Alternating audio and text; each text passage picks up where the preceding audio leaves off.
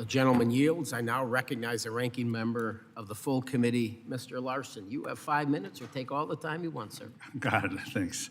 Thank you, Chair Nels, for holding today's hearing to examine the ways that we can improve the air traffic control infrastructure and staffing. I want to thank the witnesses as well today for joining us, representing aviation labor, general aviation, the airlines, aviation experts. You're all playing a critical role in helping us understand how we can ensure the safety of the flying public.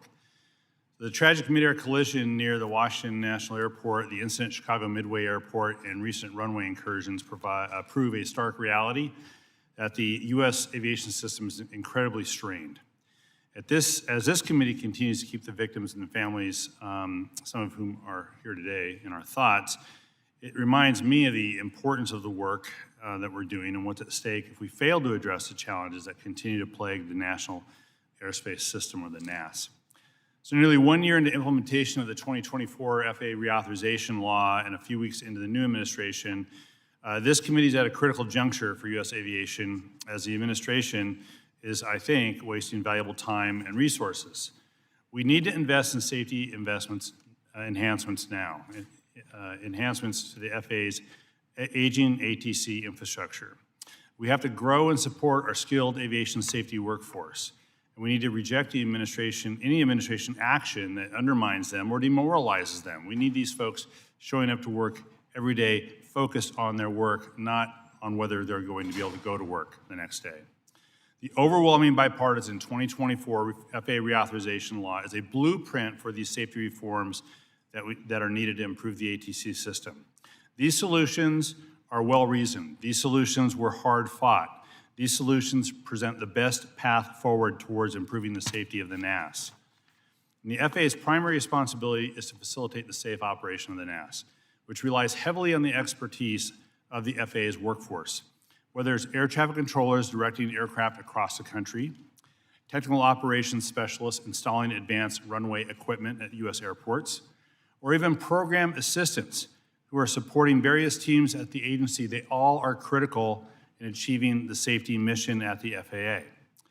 Now, aviation experts have long raised concerns about the understaffing of the FAA's safety critical roles.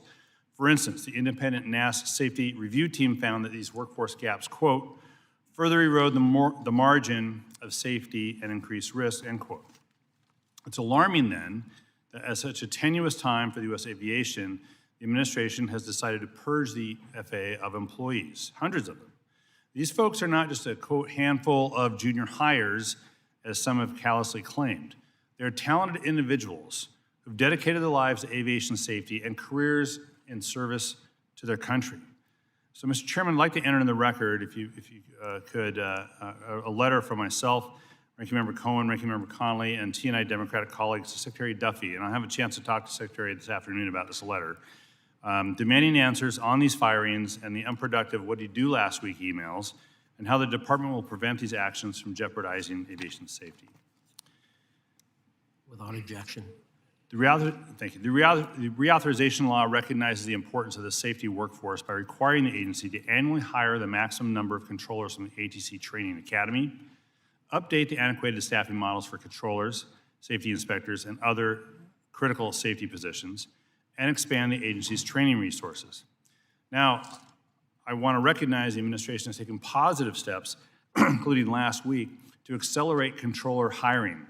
But these efforts are going to be in vain if the indiscriminate firing of safety employees at the FAA continues. So the FAA's safety mission also depends on very complex ATC systems that provide navigation and surveillance services for more than 45,000 flights every day. However, many of these FAA's ATC facilities and equipment, or F&E, have exceeded their expected service life cycle, which is made worse by inadequate funding requests over several administrations for the FAA's F&E budget, a point the chairman has made eloquently in his opening statement. Despite increasing appropriations in recent years, the 2024 budgetary estimate shows that the FAA needs $4.5 billion for F&E, with that funding need quickly approaching $6 billion in a few years. So the nation's ATC infrastructure can no longer rely on archaic technology like floppy disk and aging radar systems to keep our skies safe. And that's why the 24 authorization directed the FAA to accelerate the replacement of outdated, insufficient, unsafe, or unstable legacy systems.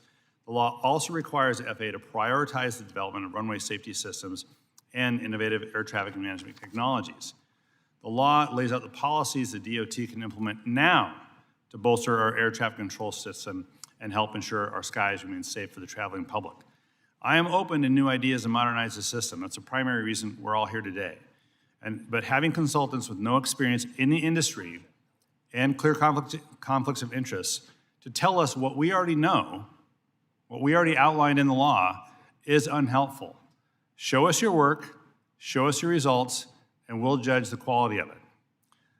Recently, a broad coalition of aviation stakeholders, some of whom are here today, released recommendations to modernize the ATC infrastructure.